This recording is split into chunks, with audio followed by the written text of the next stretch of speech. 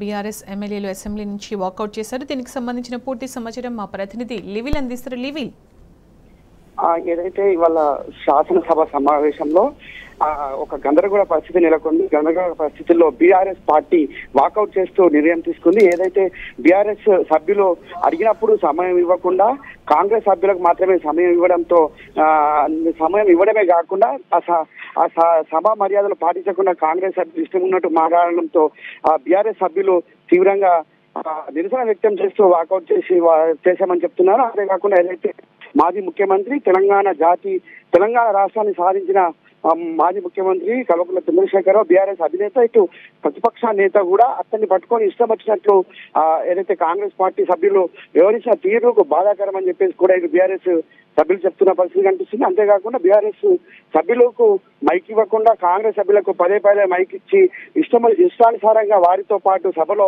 అమర్యాదగా మాట్లాడుతూ unparliamentary language మాట్లాడడం పట్ల బీఆర్ఎస్ సభ్యులంతా కూడా వాకౌట్ చేశామని చెప్తున్నారు. బీఆర్ఎస్ ఇప్పటికే వాకౌట్ చేసి బయటకు వచ్చారు. ఎట్టి పరిస్థితుల్లో ఖచ్చితంగా ఈ కాంగ్రెస్ సభ్యులకు ఏదైతే మైక్ ఇస్తున్నారో అదే విధంగా ఇటు బీఆర్ఎస్ సభ్యులకు కూడా మైక్ ఇవ్వాలి. అంతేకాకుండా అన్పార్లమెంటరీ లాంగ్వేజ్ ఎవరైతే మాట్లాడుతారో ఆ సభ్యులపైన చర్యలు తీసుకోవాలి. వారు మాట్లాడిన మాటలను వెంటనే సభ రికార్డు నుంచి డిలీట్ చేయాలని చెప్పేసి కూడా ఇప్పటికే ఇటు బీఆర్ఎస్ కి సంబంధించిన ఎమ్మెల్యేలు కేటీఆర్ కావచ్చు, హరీష్ రావు కూడా కోరారు స్పీకర్లు.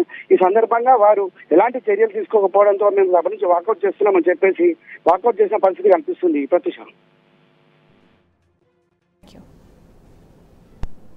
Thank you, Level.